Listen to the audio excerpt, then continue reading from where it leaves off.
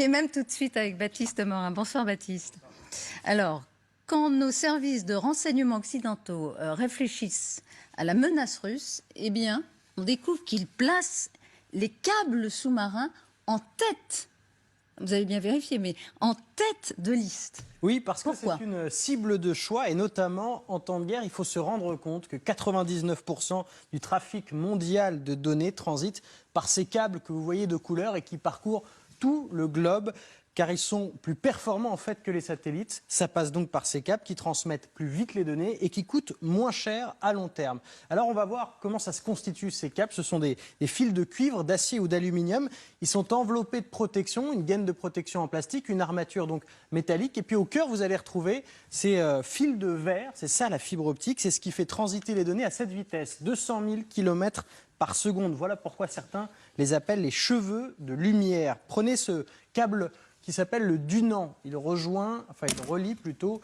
Le Dunant, pardon, c'est pour le nom du fondateur de la Croix-Rouge. Il relie donc avec 6400 km de longueur les États-Unis, Virginia Beach, à la Vendée, en France, Saint-Hilaire de Riez. Ce câble-là, il appartient à Google. Il faut se rendre compte que lorsqu'on a installé le premier câble entre d'un côté les États-Unis, de l'autre l'Europe, c'était en 1988, on pouvait donc faire passer 40 000 appels téléphoniques en même temps. Ce câble, le Dunant, lui, il peut aujourd'hui supporter 5 milliards d'appels simultanés. C'est un des câbles les plus puissants au monde. Et au total, si l'on prend tous les câbles en plus du Dunant, on a 440 câbles qui tapissent nos océans avec des tailles très variables. Il y en a qui font que 80 km. Et puis il y a celui-ci, le Simiwi 3, qui est le plus grand du monde. 39 000 km de câbles. Ça part, vous l'avez vu, de l'Europe du Nord pour aller jusqu'en Australie. 1,3 million de kilomètres de câbles. Si on les place tous bout à bout, on pourrait faire 30 fois le tour de la planète. 1,3 million de kilomètres de câbles. Impossible de les surveiller en permanence. Voilà pourquoi je vous disais que c'est une cible de choix.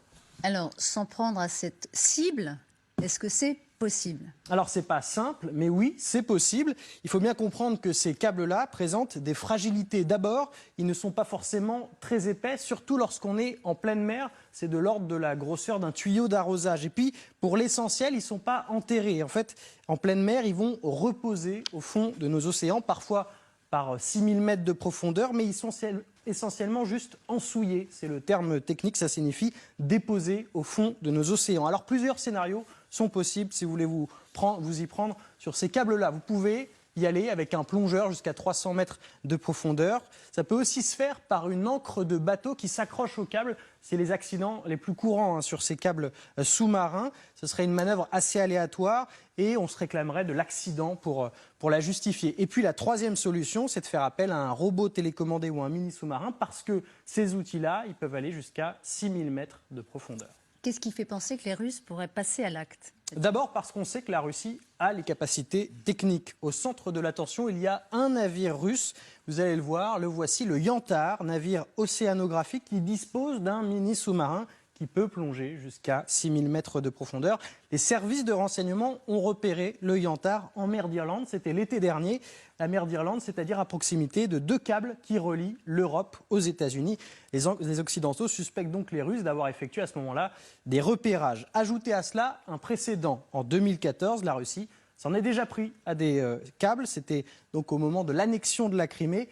Il s'agissait de câbles terrestres, il faudrait passer à la version sous-marine. Et puis enfin, en janvier dernier, un câble a été endommagé, c'était au large de la Norvège. Les autorités norvégiennes ont dénoncé un acte de sabotage et tous les regards se sont tournés vers la Russie avec de larges soupçons. Toutes ces raisons ont amené le président des États-Unis, Joe Biden, à manifester publiquement son inquiétude. C'était mardi en conférence de presse. They have a very sophisticated cyber capability. I've warned about the potential for Russian conduct to malicious cyber activity in response to the cost we'd impose with our allies and partners on the world. But look, today my administration is issuing new warnings that based on evolving intelligence, Russia may be planning a cyber attack against us. Mais encore une fois, quand on entendait cyberattaque, on n'avait pas mesuré tout ce que vous nous avez décrit. Alors si ces câbles sont endommagés, quelles sont les conséquences? Alors on le sait parce qu'en fait les incidents sont assez réguliers. 2006, c'était donc il y a près de 20 ans, tremblement de terre à Taïwan, magnitude 7, et les câbles qui relient donc Taïwan au monde numérique sont coupés. Il faut 49 jours et 11 bateaux pour rétablir la connexion de cet État insulaire. Plus récemment, vous avez en 2017 une tempête qui a touché un câble qui reliait Marseille à Annaba. 80% du trafic Internet algérien a été coupé pendant 2 jours. Et puis en 2019, alors là ça se passe beaucoup plus loin de chez nous, mais quand même les Tonga qui sont reliés par un seul câble qui passe par les Fidji, eh bien ce câble-là a été endommagé et les 100 000 habitants de cette petite archipel n'ont pas eu d'Internet pendant 2 semaines. Alors d'après les spécialistes, si un seul câble est coupé, ce ne serait pas forcément un problème parce que les données sont ensuite réorientées vers d'autres câbles sous-marins. Vous avez vu qu'il y en a près de 450. Mais une attaque coordonnée sur plusieurs câbles nous plongerait forcément dans un monde sans Internet.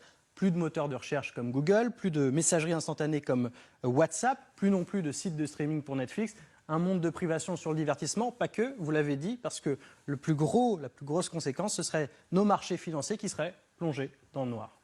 Merci, vous avez pris plein de choses, pas seulement le verbe ensouiller, qui doit être un vocabulaire marin. C'est vrai que les marins ont souvent un vocabulaire particulier, mais c'était absolument passionnant. Merci Baptiste.